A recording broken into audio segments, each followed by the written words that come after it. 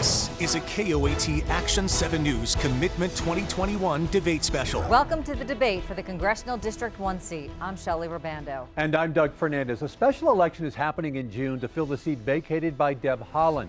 Just months after her re-election, she was confirmed as the U.S. Secretary of the Interior, the first Native American to ever hold that position. Congressional District 1 serves the central part of New Mexico. That includes Albuquerque and most of Bernalillo County, all of Torrance County, and parts of Sandoval, Santa Fe, and Valencia counties.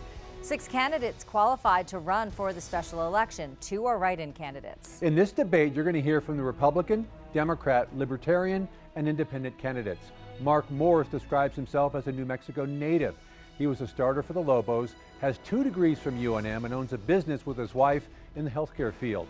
Morris has served as a state senator since 2013, where he is a member of the Senate Judiciary and Rules Committee. Melanie Stansberry says she was raised in Albuquerque. She's worked in Washington, D.C. with the Senate Committee on Energy and Natural Resources and in the White House Office of Management and Budget. Stansberry holds degrees from St. Mary's College and Cornell University. In 2019, she started a term in the State House as the first woman to serve District 28. Aubrey Dunn is from Alamogordo. He holds a degree from Colorado State University. He's a rancher who has worked in the banking industry and as a crop inspector. He served as New Mexico's land commissioner and is on the board of directors for the New Mexico Coalition of Conservation Districts. Chris Manning is from Kirtland. He is an Eagle Scout who served 6 years with the Army National Guard and was deployed to Afghanistan. He holds a degree from Arizona State University where he threw javelin. He's worked for 2 Fortune 500 companies and now runs a small family business. The Albuquerque Journal and KKOB Radio are partnering with us for this debate. Our panelists are Bob Clark, a host at News Radio KKOB, Kent Waltz, the senior editor at the Albuquerque Journal, and Action 7 News anchor Shelley Rabando will be asking the questions of the candidates. I'll be your moderator, and each candidate has a minute and a half to answer questions, and rebuttals are called at my discretion. And Shelley Rabando begins with your first question for each of you to answer. Shelley. Doug, thanks. Candidates, we begin with the topic that's consumed us for more than a year. During the pandemic, some businesses have closed for good or opened in another state. Owners still trying to make it work can't hire enough staff now. As a member of Congress, what should the federal government's role be in helping businesses and the economy? And do you think the American Rescue Plan disincentivizes people from going back to work? Mr. Morris, you go first. Thank you, Shelley. Obviously, I'm the most qualified candidate to deal with this issue because for the last year and a half, I've actually been on the front lines working on the COVID crisis. My wife and I are partners in anatomic pathology laboratory. So when the COVID hit, we actually got onto the front lines doing COVID testing. And what we did was we actually moved around the state working with small businesses. And I personally provided over thousands of COVID tests to fellow New Mexicans and helped battle back on the COVID crisis. And what I saw when I went around to small businesses, we actually went to rapid responses and went at the last minute notice when they had a positive so that we could actually help keep them open. Because when businesses had a positive, they had to get the entire staff tested. And I put on the PPE and the garments and actually the goggles and went there and did the testing myself. And what we really saw is that the small businesses were really taking the blunt of the COVID shutdown. And what we learned as we knew more about COVID was that we had procedures, we knew how to stop the spread, we knew how to wash our hands, we knew how to take care of ourselves, we knew how to wear our masks and social distance. But the businesses continue to take it on the chin. So we do need to open up, we need to move forward, and we got to get these small businesses back so the economy can start roaring again. Aubrey Dunn, you are next. Thank you, and I appreciate you inviting me here today. You know, as we went through this pandemic in the beginning, you know, I thought our governor did the right thing in the way she handled it. But as it went further and it became political size between her and the current president, it became obvious that who was really paying for it was small business. When you look at the big boxes, they were given completely different rules in small business, and we just decimated small business in New Mexico. And it really, I think, was mainly because of MLG. And so if I have an opportunity to go to Congress, number one, it won't be partisan in my decisions. It will be an independent decision just looking out for New Mexico. And what we need to do, I think, is target small business and not big business or big companies for this money. And so we need to get people back to work. But one of the other things we do is we need to get kids back in school. And if you can't get your kids educated, and you need to be home working with them in Zoom, then you're not going to be able to have those, you're not going to be able to go to work. So one parent's going to have to stay home. You know, one of those good examples is, you know, even with us at the ranch, our granddaughters come to live with us and 4 days a week to attend school in Corona. That's because she was failing under the Zoom system. So we need to get our kids back to school before we're going to get small businesses back to work. Thank you. Ms. Stansberry, you are next. Thank you so much. And thank you so much for having us on tonight.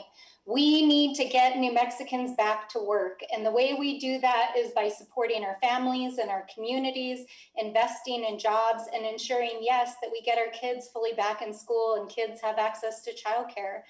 I fully support the American Rescue Plan, and as your next Congresswoman, will work to pass the American Jobs Plan, which will make critical investments in our infrastructure, as well as the American Families Plan, which will invest in education and childcare. We need to get New Mexicans back to work in good paying jobs. And the data are showing that part of the reason people are not going back to work right now is because they're still taking care of their kids and elderly family members who are struggling. I've spent much of the last year helping people access unemployment through our food and hunger work, helping people access food and addressing the needs directly of our community by grocery shopping and supporting people across our community. New Mexicans are ready to get back to work. We can do this. We have this, and we can do this by making smart investments in our economy at the national, state, and local level. Mr. Manning, you have the final answer. Thanks. So my family are small business owners. So we felt the shutdown, personally. One of the silliest things that the governor did was early in the pandemic when there was a run on the grocery stores, she wanted to close down nurseries. Now, my family owns one of the largest greenhouses in the state, and that was, people were flocking there to be able to grow their own vegetables for the summer. But these silly policies that weren't grounded in scientific reason were instituted. Now, at the federal level, I think that there is a disincentive that is being put out there with the plus up from the Unemployment Act. And this is an incidence of Congress with a well-intentioned idea, but the unintended consequences are having a negative effect. And we feel it particularly here in New Mexico. We have the third highest unemployment rate in the nation right now at over 8%. And we still have multiple business restrictions, even though we arbitrarily changed the color code of the counties the other day. Again, something not founded in scientific evidence or basis of fact, but simply arbitrary numbers that the Department of Health and Dr. Strace have created. We went from mostly a green-yellow situation to turquoise overnight. And right now there is no justification for any of the restrictions, and that's what I would argue. I would argue that at this point, we know the risks. We know where COVID happens and where it doesn't. Your time is up. Your time is up. Thank you. Kent Waltz with the Albuquerque Journal has the next question for, again, all four candidates. Thank you, Doug. As a member of Congress, would you support or oppose laying the groundwork now to federalize the response to a COVID-type outbreak in the future? In that scenario, issues such as mask mandates, stay-at-home orders, and business capacity limits would come from Washington. Or do you think the response should continue to be handled primarily at the state level? Melanie Stansberry, you go first.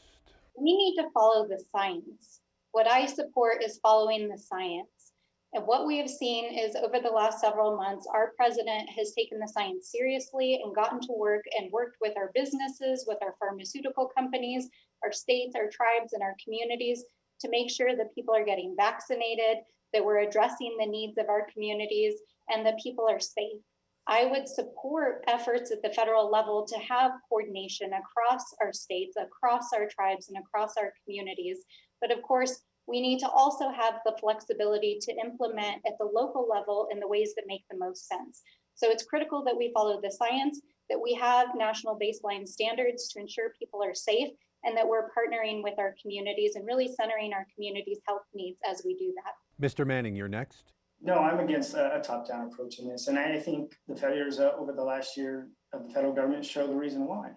It was the CDC that contaminated the first testing samples. And so our testing was delayed because the CDC wouldn't allow private or independent labs to do their own testing.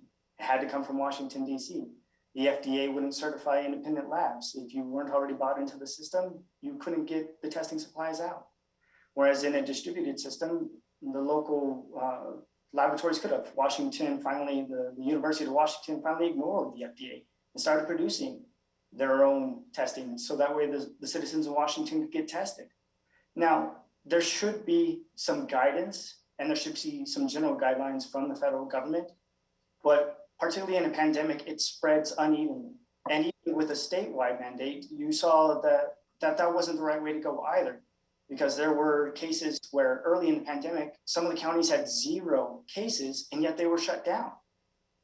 So even I would never be supportive of a federal mandate. And I think the Biden administration's confusing guidance coming from the CDC right now showed that. The Journal of American Medical Association came out with a study back in June last year that children should be in school full time.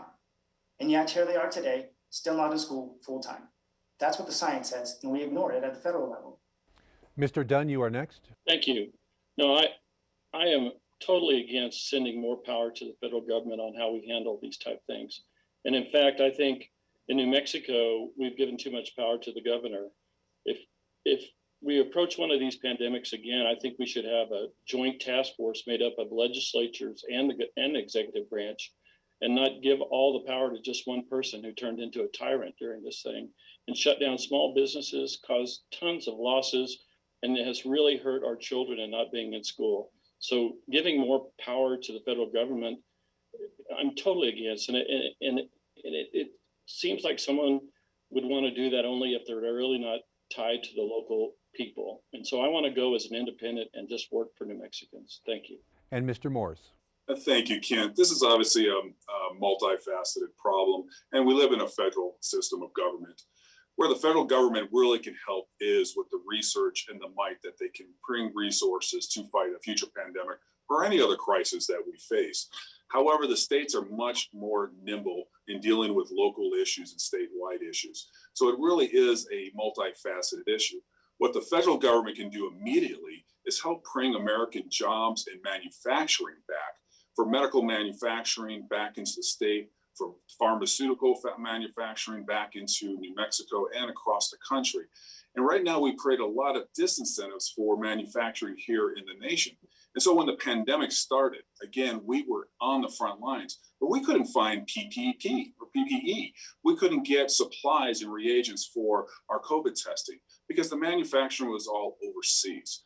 And that's one thing the federal government really must focus on, so we can bring back those jobs and so that we can address those issues in the future here in New Mexico and in the state. But when it comes down to actually responding to the individual pandemic, because it will happen again. It happened 100 years ago, in which my grandfather Alipio was orphaned up in Espanola, and it will happen again. And so we have to be prepared for that. And a big part of that is making sure those manufacturing abilities come back to America. Our rules for this debate allow for questions directed to individual candidates, all of them or some. KKOB's Bob Clark has one directed to Chris Manning. Mr. Manning, the 1st Congressional District represents Albuquerque and the surrounding rural areas. Now, campaign filing reports show you have an address. You live in Kirtland, which is in the Four Corners near Farmington. How do you convince the voters in this district that you can represent their best interests when you live 3 hours away? Mr. Manning, you have 90 seconds. I think I'm demonstrating it by providing the solutions that New Mexico voters want in CD1. I think that as I'm getting emails from lifelong Democrats and Republicans, they see that I am not the same politician that they've been getting year after year after year with a D or an R next to them. They see that I come with solutions and they see that I come with facts. At the end of the day, the voters of New Mexico and CD1 are going to say, okay, well, who's going to represent me the best? Who's going to take my voice and fight for me in DC? And that's going to be me. Now, I don't take any money from corporations. I don't take any money from unions.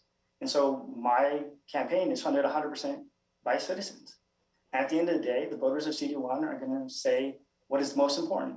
And it's not going to be my address. It's going to be my policy. And it's going to be who I am as a person. And I hope that that's what they're going to see. Both candidates, Melanie Stansbury and Mark Moores, represent New Mexico in the state legislature. Kent Waltz has the next question for both of them. Kent. Two of the most controversial issues in the session that just ended were the passage of a state Civil Rights Act that makes it easier to sue police officers and other state employees, and a mandatory paid sick leave policy that applies to private sector employers but not to government agencies. How did you vote on these measures and why? Mr. Moores, you go first. Thank you for those questions. I voted against both those measures, and the Civil Rights Act really was very dangerous as we move forward. What we're doing is we're vilifying the police officers who are trying to make our streets safer by actually making them more criminal. They could actually be sued for their actions. And if the police officer hesitates and worries, people are going to die. And really what that was a trial attorney economic development plan that obviously my supporter is heavily supported by the trial attorneys. And what we're going to see is a huge financial burden on small cities and counties and municipal organizations. And its trial attorneys are really going to make a fortune. And Melanie Stansberry really stood with the trial attorneys instead of our local communities on that. The second was Paid Sick Leave Act. You know, it was atrocious that the government passed a law mandating that small businesses pay sick leave. But when we ran an amendment in committee, they rejected it to allow it to apply for government agencies and state government. That was hypocrisy. And the Democrats who control Santa Fe and did that, and Ms. Stansberry did it also, they said small businesses have to do this, but us as government agencies refuse to do that.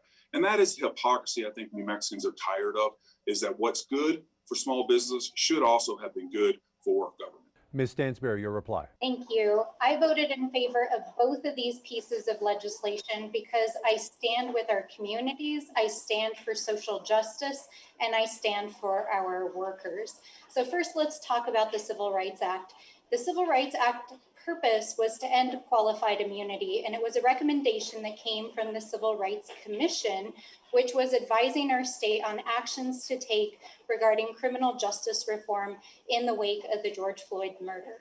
So it was a critical first step in addressing social and racial justice in our state, and I support ending qualified immunity at the national level as well. Now, with respect to paid sick leave, we have thousands of New Mexicans who have been frontline workers, who've been working out there, helping to feed us, helping to ensure that there's still supplies in the grocery stores, healthcare workers, all of these workers that are out there working every single day. Other states like Colorado had passed a paid sick leave provision to make sure that our frontline workers and other workers could take leave when they were feeling ill. This was a public health measure, it's a workers' rights measure, and it will enable our families to thrive. So I stand with our workers, I stand with our communities, and that is why I voted in favor of both of those bills. Thank you. Shelley Urbando has the next question for the four candidates. Shelley. The influx of immigrants along the U.S.-Mexico border has created a heated debate. Members of the president's own party have criticized how it's been handled. The White House has resisted calling this a crisis. So two questions for you. Is it a crisis? And do you support President Biden's immigration policy? Mr. Dunn, you go first. Is it a crisis? Yes, it's a crisis. It's a huge crisis. But it's an issue that's been going on for decades. And no, I do not support the handling by President Biden on it. You know, I've been on the border, I've ridden horseback on the border, and, you know, there's places where, you know, we talk about a wall, but we really need a fence just to keep the Mexican cattle out of the American cattle so we don't have disease transfer. So when you talk about immigration, I think that we need a real solution, and it's become so partisan on the way it's handled. But I think we need to get workers' visas in, we need to get resident visas in. At the ranch, we've got a fellow working for another company that's in. He's been working in the United States for almost 20 years, and he had to wait 2 years to get a visa to come back just recently. And so there's people that want to work and have jobs, but they want to add to the system, not take away. And so I think we need to increase the number of people we have coming into the country and fix our immigration problem. Because right now, the open border is unbelievable on what's going on down there and the amount of traffic that's coming across. But we need to send the criminals back, and we need to work more on getting people that want jobs to have jobs to come to the United States, and have an immigration policy that allows them to work and be in the system and not taken advantage of by unscrupulous employers. Mr. Moores, you are next. Thank you. It is absolutely a crisis what is happening on the border right now. It's a humanitarian crisis, and we need to make sure we address the humanitarian needs down there and finish securing our border. No nation can actually survive if it doesn't control its own border. But America has long been the shining city on the hill. We are a nation of immigrants, of legal immigration, And that is part of our DNA. And we need to address this issue fairly. For those who've been standing in line in their home countries for the opportunity to come to America for liberty and prosperity for themselves and their children, America welcomes them and always has and always will. But we need to make sure that border is secure and that the system is fair. Now, my opponent, Melanie Stansberry's support of what's called the BREATHE Act is actually downright dangerous. She has called for the ending of the Immigration Control Agency. She has asked for it includes banning the Border Patrol. It takes away the crime of entering the country illegally. It calls for the destruction and closing of all immigration centers. That is just downright dangerous. And who believes that it's all right to stop deportations of illegal immigrants into this country, even if they commit crimes? Yes, that's right. She actually supports the BREATHE Act, which would say all deportations are banned, even if they're criminals. So please look up the breatheact.org. Take a look at that piece of legislation that Ms. Stansberry supports, and you'll see Your how. time is up, Mr. Morse. Thank you. Mr. Manning, you are next. We've been talking about immigration reform since the mid-90s, when President Clinton tapped Barbara Jordan, the first Black woman to be elected to Congress, and asked her to head the immigration plan. And yet here we are, more than 20 years later, and it still hasn't, nothing's been happening in Congress. And the reason for that is because the Democrats and Republicans want to fight each other on immigration, and they don't want the other party to get a win when it comes to immigration reform. And that's the truth of the matter. If you really want to peel back the curtain, it's just because one party doesn't want the other party to get credit for the immigration reform that we need. And that's why I put forth a solution to, I think, what we have going on right now. Yes, it is a crisis, and I call it the obvious lie when President Joe Biden and his administration refused to say that. And that's what a lot of politicians do. They tell you the obvious lie so that way you don't see what you actually see. Now, the solution is a reform to our asylum process. And the first one is we have to recognize that under current law, asylees who wish to apply for asylum have to be at the border or a port of entry in order to apply for asylum. That's why I advocate for allowing people to apply for asylum in their home country. That also allows the federal government to validate people, ensure that they do have a valid asylum claim. And the second thing is I'm a proponent of increasing legal immigration by 300 to 500,000 people a year. If we do that, we grant more people the honor of being American citizens, and we'll have a lot more patriots come in this country every year. And Ms. Stansberry. Yes, thank you. The situation at the border is absolutely something that we have to address through a humanitarian lens. We have thousands of people arriving at our southern border right now who are fleeing catastrophic drought, violence, and other economic conditions in their home countries, as well as thousands of children that are arriving without their parents.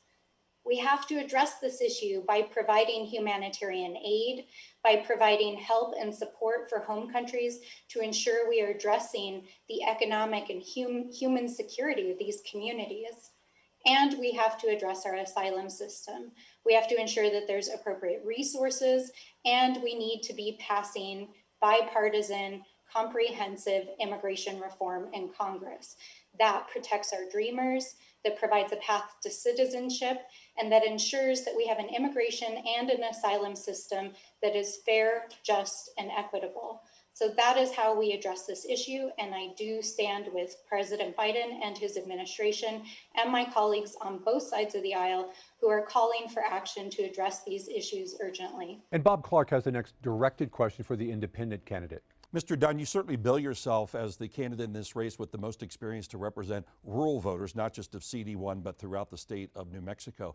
What is your vision for health care reform, and what in Congress would you be able to do to help rural residents around the state, especially when it comes to health care access? You have 90 seconds for your reply. Thank you for the question. And it is an issue, but it's not, medical access is not just an issue for us in the rural economy, but also within the city. And I think what we need to do is we need to put more money towards funding nurse practitioners, assistants, medical assistants, and get people out and give them the authority to act in the medical gap that we have in the country. The other thing we need to make is have insurance portable between states, and we need to break up the great big insurance cartels. I mean, we need to get a handle on our healthcare. It is a big problem in rural areas, but I think by giving more training and enabling nurse practitioners and others within those small communities the ability to treat some of the least critical care, I think it would help greatly. Thank you. Well, the rules allow for each candidate to ask a question. Mr. Moores, you go first, and that opponent has 90 seconds to reply.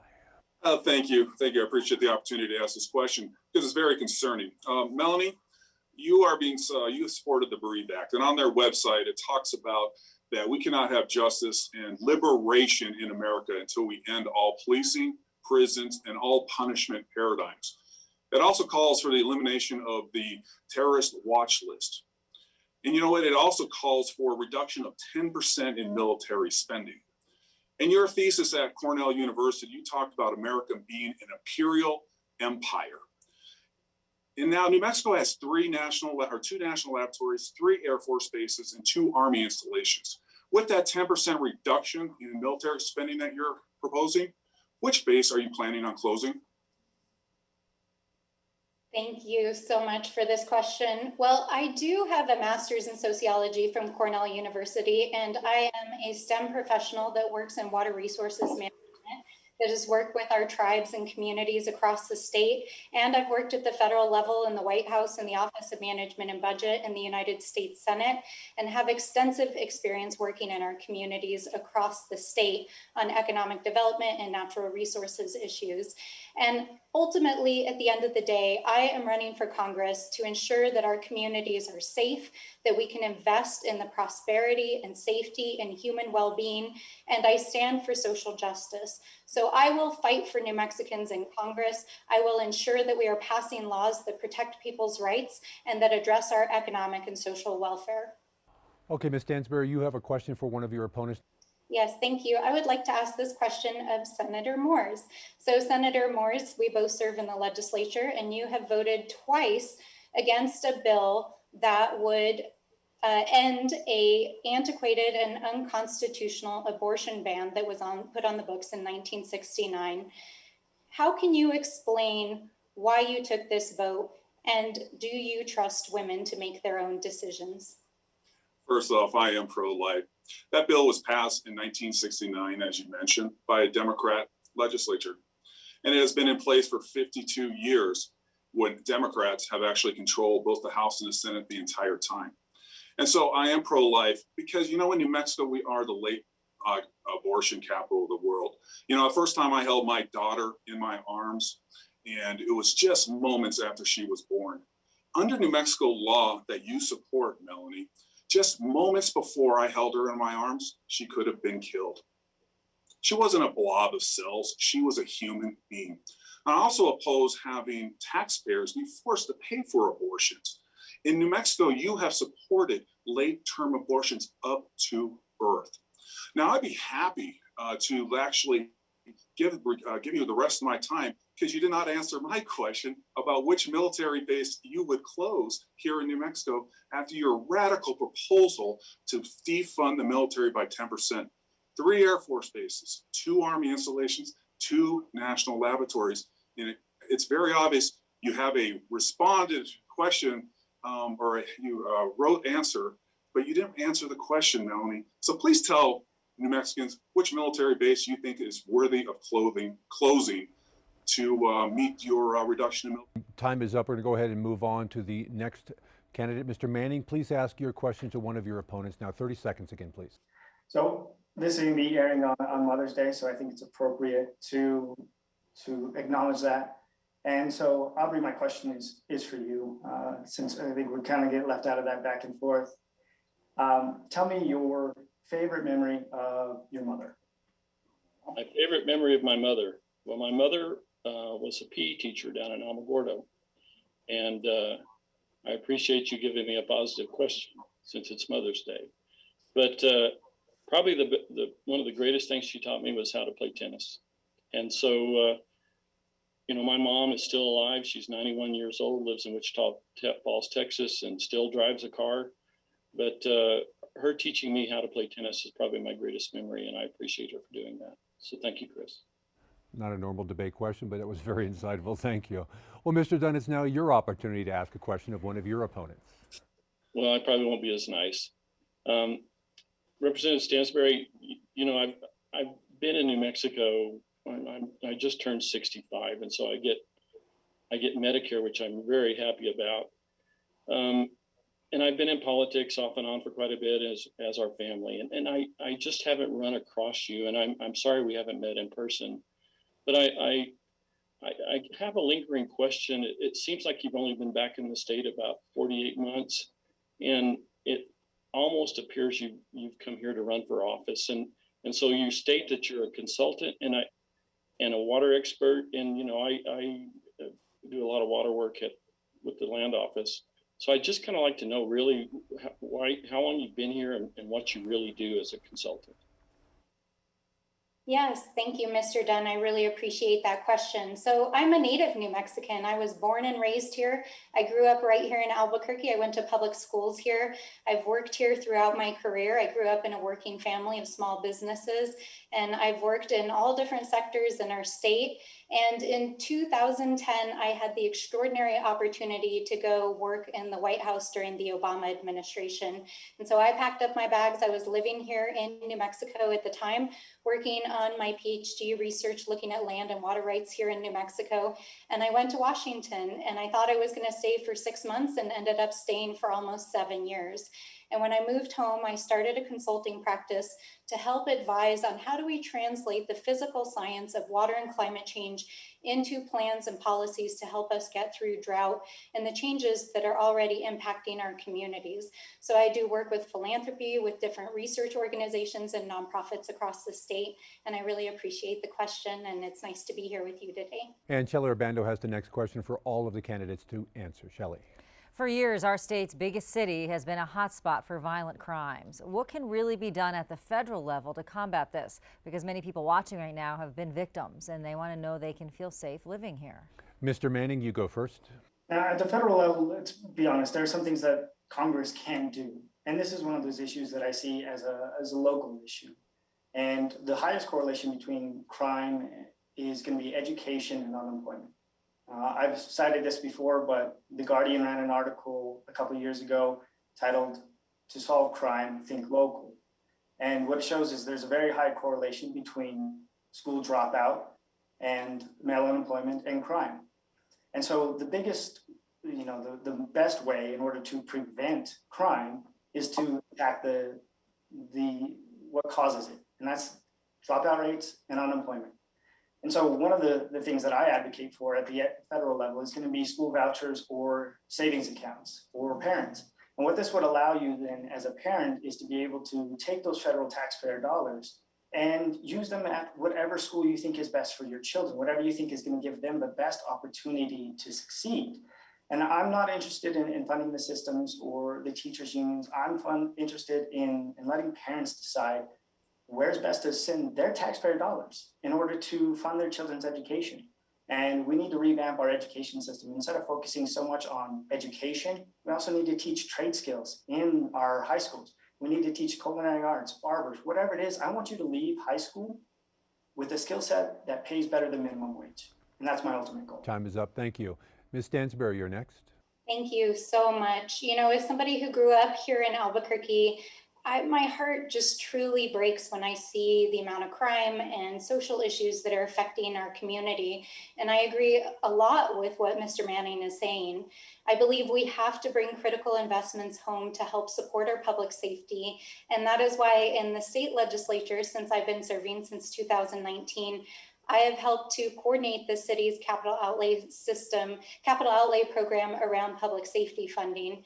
And in doing that, we've been able to bring tens of millions of dollars home to help support our police officers and public safety officials to address crime with more smart technology and investments in our safety.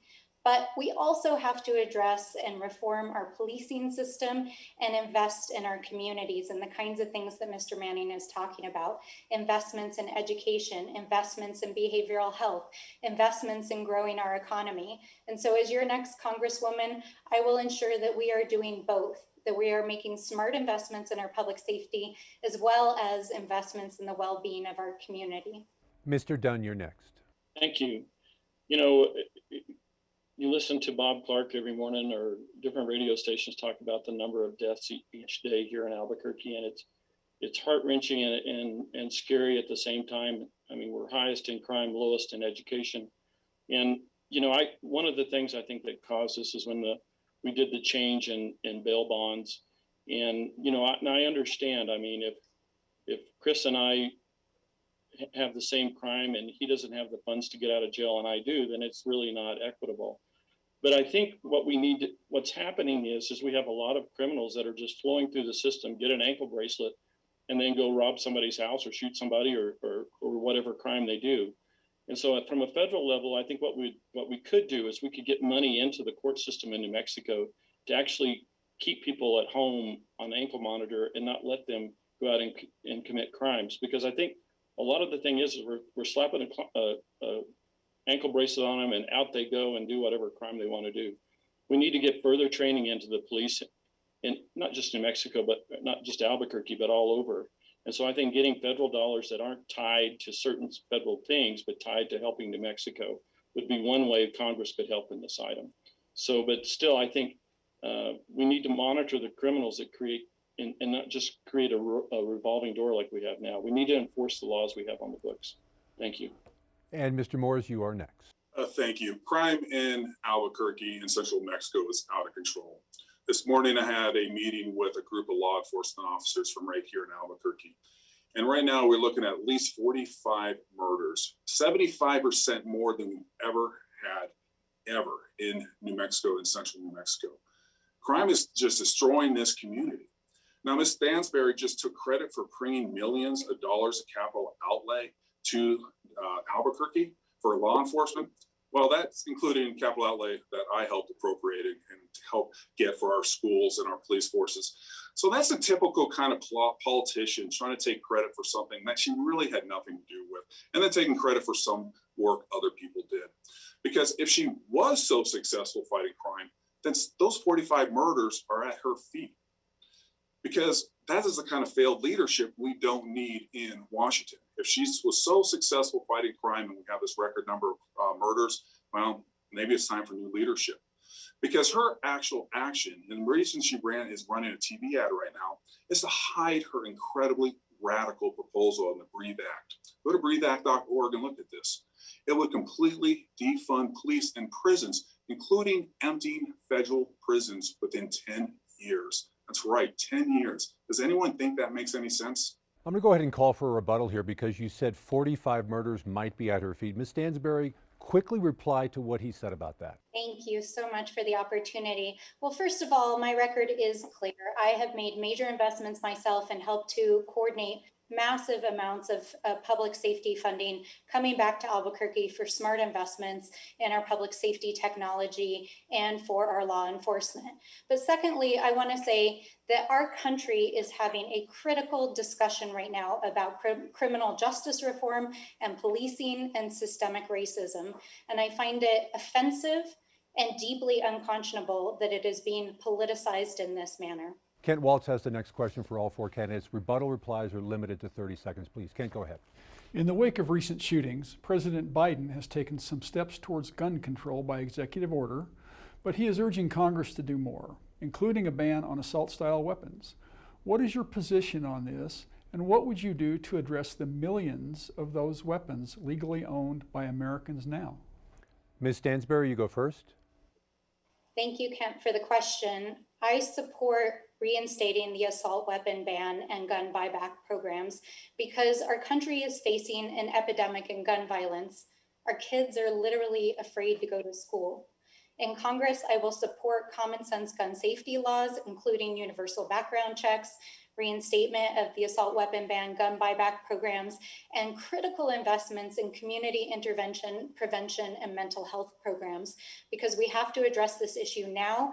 The absolute safety of our communities depends on it.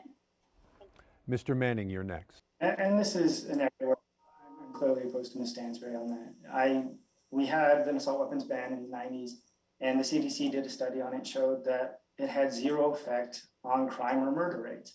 So it doesn't make sense to implement a policy which is already shown to have no effect. Again, the solution isn't taking the guns. That's not what's going to change crime. You have to change society. And that's not something that's easy to say. It's easy to blame the gun, but it is hard to recognize that really what we have to change is the person behind the gun. And I don't like that she uses the fear of children are afraid to go to school when we need to talk about the reality of school shootings. They are very rare. They do happen, but they're extremely rare. And NPR ran an article a couple of years ago talking about all the school shootings that weren't. And unfortunately, the media a lot of times leads and tells you that there are over 200 school shootings a year, when really the number is 9 or 10. Now, I'm a very staunch defender of all individual liberties. Every constitutional right that is, laid out there in the Constitution, I'm going to defend, and it includes guns. We also have to talk about defensive gun use. The CDC ran a study and showed that defensive gun use happens 1 million times a year. And I think that is far more important than looking at mass shootings, which happen 9 or 10 times a year. I'm not going to infringe on your individual liberties. I think it's a bad policy, and it's one that I would oppose. All right, Mr. Manning, thank you. Mr. Moores, you are next. Thank you. First, I want to go back to a comment that Ms. Stansberry said. She said she made investments herself. I like to point out that that is a radical, progressive idea. The investments came from the taxpayers. In fact, those investments that she was talking about came from the oil and gas industry, which she is adamantly opposed to. So I would think that she would consider that dirty money. And if those investments were made by the taxpayers in the oil and gas industry, they weren't made for her. I also am proud to be a supporter of the Second Amendment. I have been endorsed by the NRA. I have a strong track record of standing up for gun rights in Santa Fe, and I'll continue to do that in Washington, D.C. The bills that we're talking about really deal with what a gun looks like.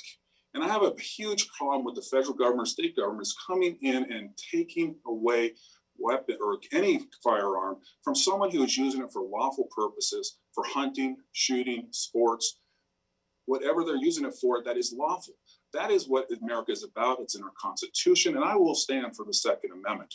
But it is very telling that my opponent considers your taxpayer money her investment. Thank you. Mr. Dunn, you have the final answer. Thank you, and I appreciate that. I'm 100% for the Second Amendment and completely against the ban on assault weapons. And really, they're not assault weapons. And some of the numbers people don't talk about, in 2016, there were 7,000 gun homicides. 2/3 of those were suicides. And majority of those were all with handguns, not rifles. And if you look at gun violence in schools, a child has a greater chance of being killed in a car wreck than in a school violence. So I think we're attacking the wrong thing. They say guns do 3 things. They function, they fail, or they rust. But violence is in the heart of the person. It's not the gun that is the violence. So any kind of restriction on Second Amendment rights, I'm totally against.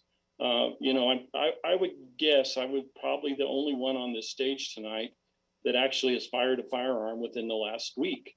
I had a Badger that had torn up one of my water tanks, and I had a semi-automatic pistol that I used to dispose of him. But I would question. Some people in this debate don't even own guns or have fired them, and so I think that the Second Amendment is not just for hunting and self-protection. But all right, Mr. Dunn, your time is up. Thank you. Now, we heard from a lot of voters with questions for all the candidates. Amber Bennett lives in Albuquerque and asks this. My question is, will you help get student loans forgiven due to the high amount of student loans debt that exists currently? Right. Well, of course, student loan forgiveness is a hot debate, and the CARES Act does provide some benefits, but these are slated to go away in September. Do you think student loan relief should be extended or made permanent? Mr. Moores, you go first. Higher education is a center part of the American dream. Both my parents were first-generation college graduates, went on to get doctorates in special education, and were teachers of the deaf their whole life. It is a life-changing opportunity. Both my mother, Julia Maestas, got her doctorate in linguistics from the University of Minnesota. My father, his doctorate in University of Illinois. It changed our life. But I do have a problem with those who expect to go to very expensive out-of-state schools or Ivy League schools. They would make that financial decision to not actually stay in state or go to a community college, but choose to go to extremely expensive schools, and then they want the taxpayers to pay for it. That's just not fair. There are opportunities in New Mexico to stay here and actually have a taxpayer subsidized education, a very quality subsidized education. And I went to UNM on a football scholarship. So I was very lucky for that opportunity. I got a master's in business afterwards. And I was really supportive of the taxpayers who helped me do that and stay here in New Mexico. And that's been part of my public service ever since here in the state. You know, I didn't go to a fancy out-of-state school, so probably don't have the ability to articulate some of those things that and memorize talking points like we've seen today. But, you know, I do think it's unfair that someone chooses to spend tens of thousands or hundreds of thousands of dollars in college education out of state, that they really should pay for it themselves. Ms. Stansberry, you are next. Thank you so much. I do support student loan forgiveness because education is the cornerstone of our community well-being and economic opportunity. I grew up right here in Albuquerque in a working class family and was fortunate enough to be able to go to college on a scholarship. But for so many people in our communities, they don't have that opportunity and have to take on significant debt in order to advance their education and get training and whatever trades and skills and education that they decide to pursue in their careers. I think that it is the cornerstone of a thriving economy, of a community, and the well-being of our families to be able to get that higher education. So I do support student loan forgiveness. It's good for our families, it's good for our communities, and it's good for our economy. Mr. Dunn, your reply. Thank you for the question. You know, New Mexico has one of the highest dropout rates in the entire country. And, you know, we talk about student debts, and I'll tell you right now, I'm not in favor of forgiving student debt. But I don't think everybody needs to go to college either. And we've come to this belief that the only way you can be successful is to go to college. And I think that's wrong. If we're going to help people, I think we ought to help them within trades. And I think one of the main things we should do is in high school, we should train people that if they want to be an auto mechanic or a plumber or an electrician, which is impossible to find where I live, and train them to have a skill that they can make money on. I mean, a lot of people are going to college, and especially some of those asking for the forgiveness of debt, that end up with a degree they could do nothing with. And so I really think that we should focus more on getting our graduation rate up in high school and working with those people that aren't college bound to have jobs when they get out of college. And I think or whenever they get out of high school. And I think that would change the whole focus. If I could go to high school and come out as an apprentice electrician, make $20,000 to $30,000 a year, and then end up with a salary of $70,000 or $80,000, I think that's a great way to go. And I don't think we should force everybody into this college system. I don't think that's a measure of success. I think the measure of success is what you do with what your talents. Thank you. And Mr. Manning. I'm not a supporter of student loan debts. Forgiveness. I personally had $40,000 in loans when I came out of college. I wasn't lucky enough to get a scholarship. My family wasn't very well off. But I took on those debts knowing that they had to be paid back. And I don't think that really breeds that personal responsibility that we need to instill in this nation again, that we are responsible for the things that we do. But we have to look at what is causing that increase in student loans. We have to look at what is the cause of it. Now, part of it is the nationalization of the student loans. During the Obama administration, they in essence nationalized the student loans. And what have you seen? Since then, if the government's willing to back anybody and give you an unlimited amount of money to go to college, they do. They don't pay attention to what degree you're in or the prospects of you paying it back. They simply hand it out. And that's part of the problem. That led to an increase in tuition rates. As an example, my first semester at ASU, I paid $1,500. My last semester in 2011, it was $4,500. I saw a 200% increase in tuition costs because the federal government is just a money spigot at that point. And that's what we have to address. We have to stop just handing out money by the tens of thousands. We also have to understand, I think the student loan forgiveness is oversold by the Democratic Party. Only 15% of Americans own student loan, and anything greater than $10,000 in forgiveness. And Mr. Manning, your time is up. Each candidate now has 2 minutes for closing statements. They will speak in an order selected through a random drawing. And Mr. Manning, you go first, 2 minutes. Thank you. If you're watching this and you've watched this entire day, I think you see that there is a very large difference between the way that I have approached this campaign and the way that I want to represent the voters of New Mexico City want. I think I show that I'm very much solutions oriented. I look at what the problem is, what is the driver of that problem, and how to correct it. And that's what I'm going to take to DC. Not only that, I'm focused on the voters. I'm not interested in engaging in the tribal warfare between the parties that we've been engaged in for the last several years and decade. I'm not interested in continuing that. And I've been getting emails from lifelong Democrats and Republicans in the district telling me that they're thankful for that and that they want to support me. And I'm seeing a lot of drivers from the old parties. And I want you to know that whether you're a Republican or a Democrat, I'm going to support you. I'm going to advocate for you. I'm not tied to any special interest. I'm not tied to any corporations. None of them give me any money. They have no leverage over me. My job in DC is to represent you. And I hope that when you step into the ballot box, into the ballot booth on June 1st, you cast that vote for me. Thank you.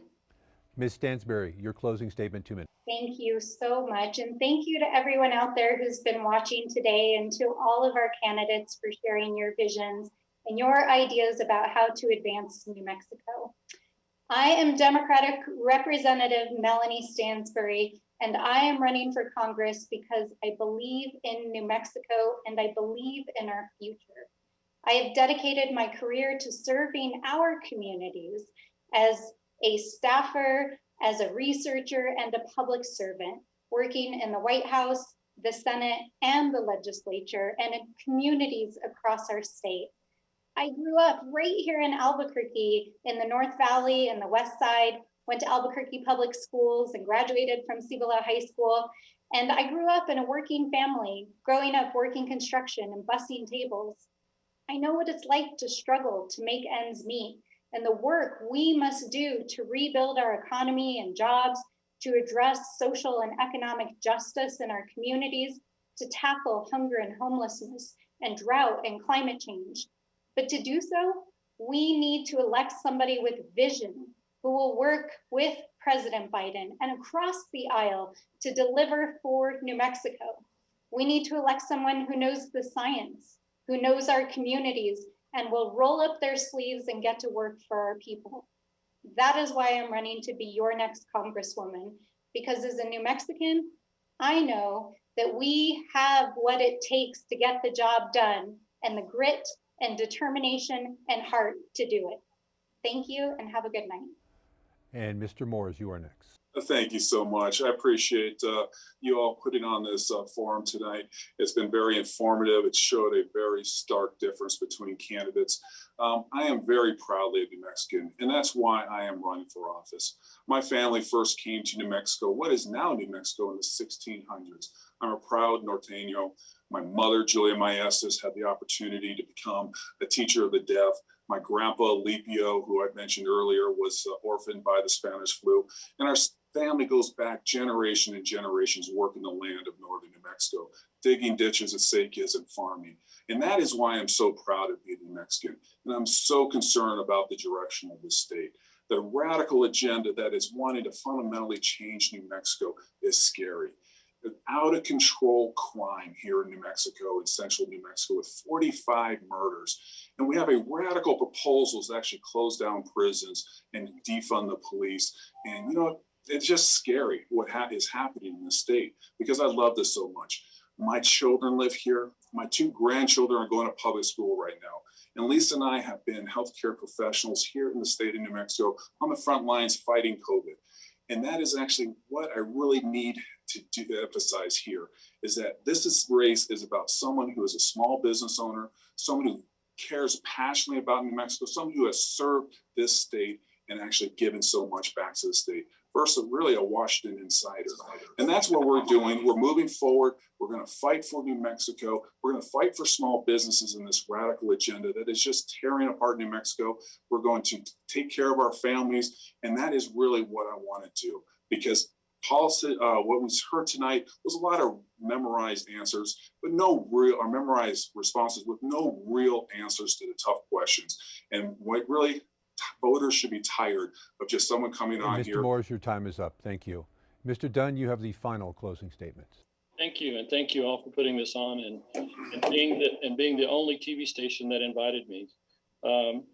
You know, I've grown up in New Mexico. My father is a native New Mexican. I have a son who's a third generation New Mexican. So I understand the state. And, you know, I've been a banker for 25 years. I retired there. We've ranched throughout New Mexico. We currently are going through the drought like everyone else. And so I understand that some of the challenges of small business in very different ways. But, you know, I think we're at a crossroads. We're number one in crime, and we're last in education. And the two-party system that we've been in just has not brought us solutions. And I think it's time New Mexicans had a choice for an independent thinker that will do independent things and look not out for the two parties, but will look out for the people of New Mexico. You know, as we've talked through it all, I think you've seen the differences. And as land commissioner, I got an opportunity to serve and create revenue, which helps save over $2,000 per family in New Mexico in taxes. So I'm here just to help you. I'm not a Trump teddy bear, nor am I a Biden puppet. A lot of people talk about, well, I'm going to support President Biden. Well, I'm going to support New Mexicans. That's the only people I'm going to support. So if you send me to Congress, I'll be there for you and not for the party. So please elect me. Go to aubreydunn.com. Thank you. Mr. Dunn, Mr. Manning, Mr. Moores, and Ms. Stansbury, thank you very much for taking part in this very important debate to replace the now Secretary of the Interior, Deb Haaland. Thank you. There are a number of ways you can cast your ballot in this election. If you live in the district, early voting is underway now at the county clerk's office on Lomas. Additional early voting locations open on May 15th. May 18th is the last day to request absentee ballots, and military overseas voters can request an electronic ballot through May 25th. May 29th is the last day of early voting, and Election Day is June 1st. Polls will be open from 7 a.m. to 7 p.m. This is how the district breaks down in terms of voters. 47% are Democrats, 28% Republicans, 1% Libertarian, and 24% unaffiliated. More than 458,000 voters are registered in the district. KOAT, our partners at News Radio KKOB and the Albuquerque Journal are committed to helping you understand the issues and the candidates when you go to the polls. You can find this debate and more candidate information at KOAT.com, ABQJournal.com, and NewsRadioKKOB.com. On election night, you can turn to all of us for the latest results. Thank you for joining us, and good night.